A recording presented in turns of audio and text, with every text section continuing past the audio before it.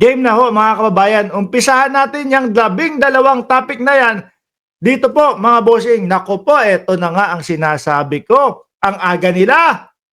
No? Napakaaga nila. Oh, BP Sara. Oh, at Amy Marcos daw. Sabi. No? Pero ito, ang hindi ko maintindihan sa kanila, ulit-ulit sila kay Martin Romualdez. Natatakbong presidente. Yun lagi yung sinasabi nitong kampo nito.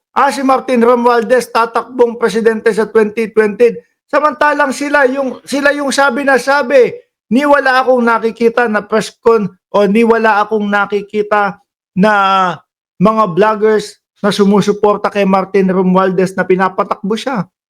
Tapos etong mga to, sasabihin, si Martin Romualdez, nako, tatakbo yun. Baka sila, ayan nag-uumpisa na. Ano pa lang ho, 2025, nagpaparamdam na nga sila Kumbaga, nagte-testing the water na po agad sila mga kababayan. Sinusubok na kung ito bang tandem na ito ay papatok sa mamamayang Pilipino. Papansinin ba ng mamamayang Pilipino?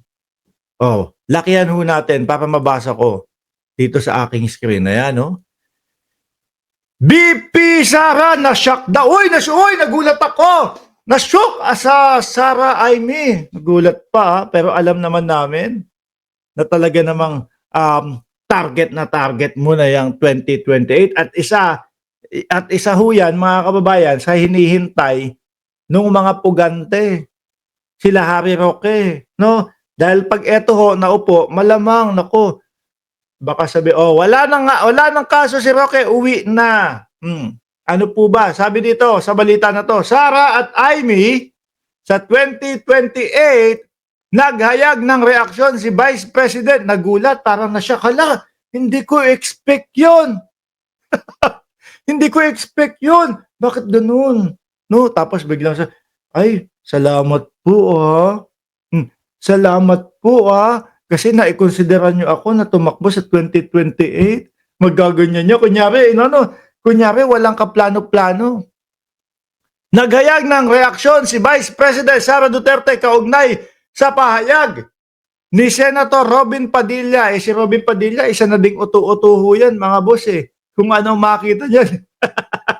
Kung anong makita niya, may komento yan No? Basta magaanan na usapan po Pero kapag kausapang Senado na ho, mga bossing, at medyo malaliman na, hektahi man na yan, hektahi. Ano yung hektahi? Tahimik na ho yan, mga kababayan, kundi kababasahan ng libro na Ingles, ng pagkahaba-haba, tahimik ho yan, o kaya tsitsaan ang labanan, no? Naghayag ng reaksyon si Vice President Sara Duterte kaugnay ng pahayag ni Senator Robin Padilla na umano ang tatayong campaign manager. Campaign manager pa porket nag-number 1. Nakalusot ka nun. No, nakalusot mga kababayan. Kasi nga, napalusutan tayo. Napalusutan tayo ni Sara Duterte, ipinakiusap doon sa Uniteam. Baka pwede kasali si Robin Padilla. Pero ngayon, naku po, alam na namin yung karakas ng Robin Padilla, malabo na yan. Mamaya pag-uusapan natin si Robin. No? Siya patatayong campaign manager para sa tandem nila Senador Amy Marcos sa 2028 presidential election. Ayos nakita nyo sila. Talagang all out na. 2025 pa lang. May mga kampanya na. May kandidato na. Samantalang yung sinasabi nila na yang si Martin Romualdez, kaya niyan inupush ang impeachment kasi tatakbo ng 2028 yan para hindi makalabas si Sara Duterte. Ayun, hanggang ngayon mga kababayan, wala pa din akong naririnig.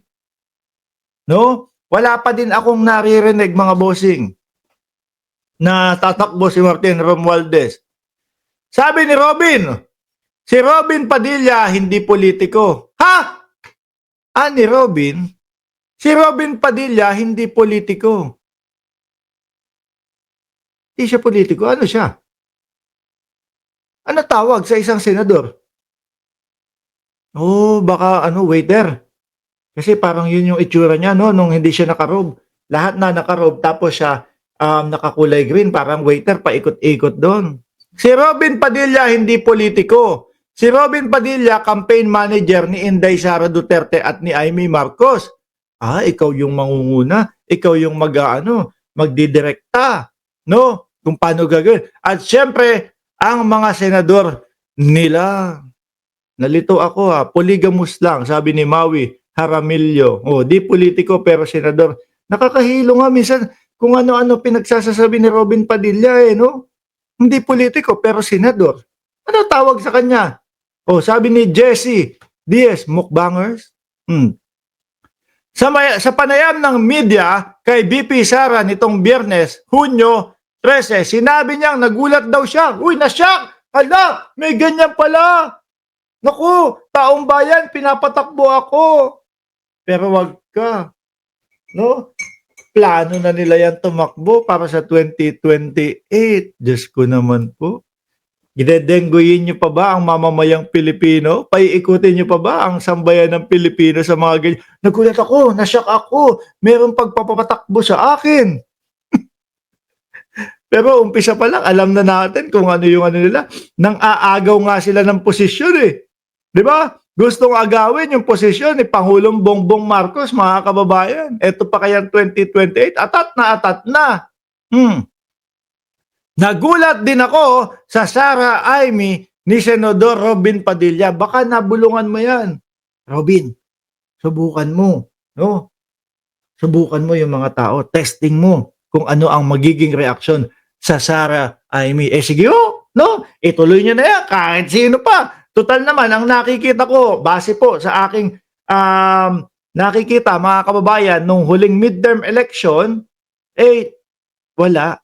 20 milyones na lang ho ang DDS, mga kababayan. Maniwala kayo, no? Wala po ni isang DDS ang hindi boboto kay Bongo at kay Kalbo. Kay Bongo at kay Kalbo. Bongo at kay Kalbo. Lahat po yan, kada isa na DDS panigurado ako, iboboto si Bongo at si Kalbo. No po? Dahil nga, yung dalawang senador na yan ang magliligtas kay Sara Duterte at kay dating Pangulong Duterte. Daw. Which is nakikita natin, si Bato de la Rosa. Di ba? Bakit? Mark, bakit naman yung kay Bongo, 26 milyones yung kanyang boto?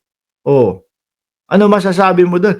Kasi merong mga nagsasabi, kami po sumusuporta sa gobyerno pero isinama po namin si Bongo.